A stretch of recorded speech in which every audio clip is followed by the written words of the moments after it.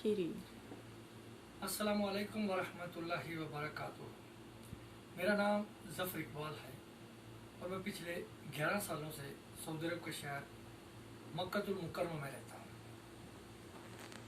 मैंने ये दूसरी वीडियो है मेरी जिसमें आपको बताऊंगा कि उम्रा कैसे करते हैं, इहराम कैसे बांधते हैं और कहाँ से बांधते हैं। ठीक है, तो जो भी हुज्जाज कराम आते हैं, मक्का के लिए सफ़र करते हैं, हज और उम्रा के लिए आते हैं, उनको चाहिए कि जब वो अपने मुल्क के एयरपोर्ट पे पहुंचे ना, उधर से इहराम बांध लें। ठीक है, इहराम कैसे बांधा जाता है वो मैं आपको अभी बताता हूँ। इहराम के लिए दो कपड़ा होता है, सफ़ेद रंग के होते हैं। पहला कपड़ा नीचे बांधा जाता है, मगर ऐसे नहीं बांधना जैसे पाकिस्तान, इंडिया, बांग्लादेश वाले लोग जो होते हैं ना, लुंगी वगैरह जिसको कहते हैं, धोती भी बोलते हैं उसको, वो बांधते हैं ऐसे बिल्कुल नहीं इहराम बांधा जाता। ठीक है, आपने कैसे बांधना है, ये ऐसे पकड़ना है, ऐसे करना है। ठीक है, और ऐसे इधर जाके आप गिरा बांध दें मजबूती से। ये आपकी होता है, मजबूत हो जाता है इहराम, कि आपको बार बार इसकी फिक्र नहीं होती, लूज होने की टेंशन नहीं होती। ये देखो, ये बांध के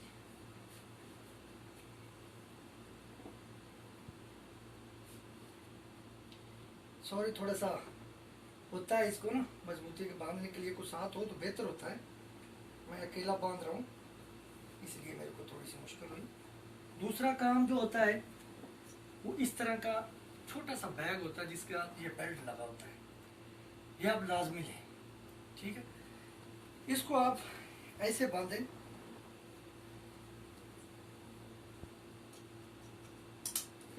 इसका एक फायदा तो ये है कि आपका इहराम इससे और मजबूत हो गया, इसका गिरने का, लूज होने का खतरा नहीं है। ठीक है, इस बेल्ट को मैंने तो लूज रखा हुआ, आप अपने पे सेटअप करके इसको टाइट कर दें। इसमें एक आप इसका पर्स अपना इसमें डाल सकते हैं, मोबाइल डाल दें, वगैरह वगैरह जो भी चीज़ें छोटी मोटी हो इसके अंदर आ जाए, आसानी से डाल सकते हैं। दूसरा जो इहराम का कपड़ा होता है वो भी इसी तरह का होता है, वो आपने अपने ऊपर ऐसे लेना है, ये देखें, ये ऐसे बांध लें, ये ऐसे, इसको ऐसे करना है। मगर एक बात का लाजमी ख्याल रखना है, जो आपने ये नीचे वाला बांधना है ना, ये नाफ से ऊपर हो, इसमें नाफ नहीं होनी चाहिए, नज़र नहीं आनी चाहिए। ठीक है, ये तो आदमियों का होगा। औरतें क्या करेंगी, वो आम लिबास जो भी इस्तेमाल करती हैं वो इहराम के तौर पे इस्तेमाल कर सकती हैं। ठीक, इसके बाद आप जहाज़ में भी आपको बोला जाता है कि मिकात आ गई। मिकात उसको कहते हैं जहाँ पे इहराम बांधा जाता है, उससे पहले इहराम बांध के आप मिकात ज़रूरी होती है उसको। उधर हज में दूसरा, जहाज़ में बहुत रश होता है, जगह भी बहुत कम होती है, इसलिए मुश्किल हो सकती है। एयरपोर्ट पे बांध लेंगे तो आपके लिए ज़्यादा फायदा है, वो अच्छा रहेगा, आपको आसानी रहेगी, आप इजी होकर सफ़र भी कर सकते हैं। जब आप मक्का पहुँचते हैं, अपना सामान वगैरह चेकअप, आपके फिंगर होकर आप एयरपोर्ट से बाहर निकलते हैं, फिर सामने बसें होती हैं, वो आपको मक्का की तरफ लेके आती हैं। ठीक, उधर एक एजेंट वगैरह खड़ा होता है, वो आपको नंबर, उनको पता होता है ये पासपोर्ट, ये किधर, इसने किसका होटल, इसका बस नंबर क्या है।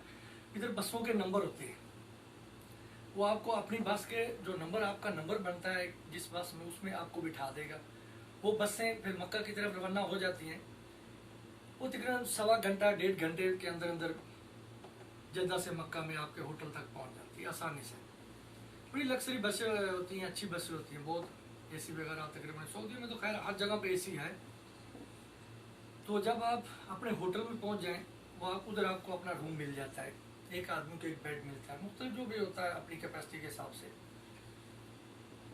उसके उधर चाहिए आपको कम से कम 20-25 मिनट रेस्ट करें, क्योंकि आपने सफ़र किया होता है। और एक बात मैं आपको बताना भूल गया कि अपने साथ पैनाडोल का एक डब्बी ज़रूर रखें, जिसमें 2-3 पत्ते होने चाहिए। वो हर दिन लेनी है पैनाडोल, जब भी उम्रा करने जाओ या नमाज हरम में जाओ, वो लाजमी ले लो। उससे ये होगा कि आपको थकावट की वजह से जो बुखार होता है ना, उससे आप बचे रहोगे। نہیں تو ادھر حاجیوں کو بہت مسئلہ ہوتا ہے، بہت زیادہ ہو جاتا ہے، وہ اکثر آپ دیکھتے ہیں کہ بخار ہو جائے تو وہ پھر عمرے کے لیے، نماز کے لیے حرم آنا ان کے لیے مشکل ہو جاتا ہے۔ ٹھیک ہو گیا، آپ پھر حرم میں جانے کے لیے آپ تیار ہوں گے تو جو سب سے پہلے کام کرنا ہے نا، یا تو چھوٹا سا بیگ لے لیں جس میں جوتا رکھنے کے لیے پیچھے جو لٹکاتے ہیں، یا شاپر لے لیں جس کے اندر چپل آ جائے آپ کا، ٹھیک ہے۔ عورتیں اپنا ہینڈ کیری وہ ساتھ رکھتی ہیں، اس کے علاوہ کوئی سامان ساتھ نہیں لینا، حرم میں کہیں بھی سامان رکھنے کی اجازت نہیں ہوتی۔ پھر آپ حرم کے لیے چل پڑیں، اور حرم میں جانے سے پہلے، ہوٹل چھوڑنے سے پہلے وزٹنگ کارڈ ضرور لے لیں، وہ آپ کے لیے فائدہ مند ہوگا، آپ کو پریشانی نہیں ہوگی واپسی ہوٹل، کیونکہ ایک ہی نام کے کئی طرح کے ہوٹل ہوتے ہیں اور ایک ہی طرح کے رستے کے مختلف جگہوں پہ آپ کو رستہ ایک طرح کا ہی لگے گا ہر جگہ جہاں سے آپ نکلیں گے۔ آپ کے پاس کارڈ ہوگا، آپ گروپ سے آگے پیچھے ہو جائیں، آپ کے لیے کوئی مشکل نہیں ہے، ٹھیک ہے۔ اور کوشش کریں کہ ایئرپورٹ سے جب آپ نکل لگیں ایئرپورٹ پہ سم لے لیں جو آپ کے پاسپورٹ پہ ملے گی، ایک دوسرے کو نمبر دے دیں، کہیں آگے پیچھے ہو فون کر کے آپ مشکل نہیں ہوگی، گھر میں بات کر سکتے ہیں، نیٹ وغیرہ بھی آپ چلا سکتے ہیں، وہ آپ کے لیے آسان ہوگا۔ جب آپ حرم میں پہنچیں گے گیٹ پہ پہنچ کے آپ وہ چپل تھیلے میں ڈالو یا شاپر میں ڈالو،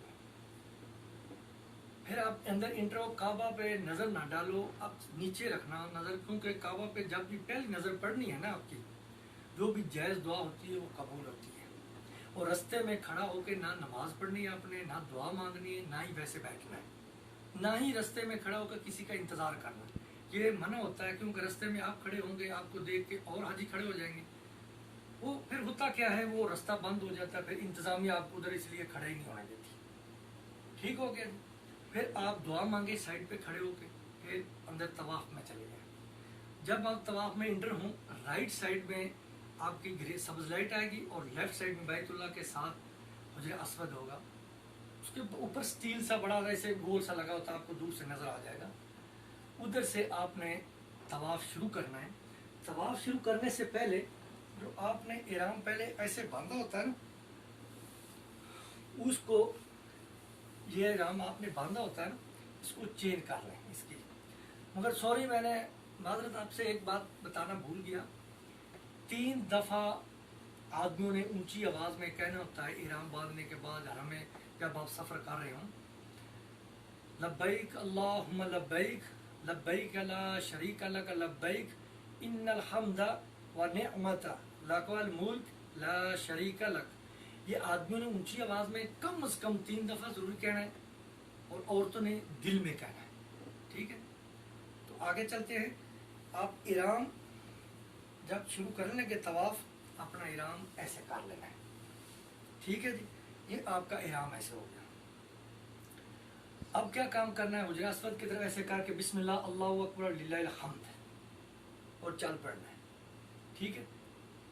جو بھی عربی میں دعا مانگو پڑھتے جاؤ، ایک کتاب ملتی ہے وہ لے کے آؤ ساتھ میں، زیادہ بہتر ہے۔ طواف کے لیے بھی یہ آپ نے پڑھنا ہے، صفا مروہ کے لیے یہ پڑھنا ہے، وہ زیادہ بہتر ہے، وہ دعا پڑھ، پھر آپ اسی جگہ پہ آؤ گے، آپ رکو نہ ہوگے، اگر آپ رکو گے آپ کو رکنے کی وجہ سے ادھر بہت بھیڑ ہو جاتی ہے، کوشش کرو ادھر تھوڑی سی سپیڈ ایسا کر کے چلتے جاؤ، ٹھیک ہے۔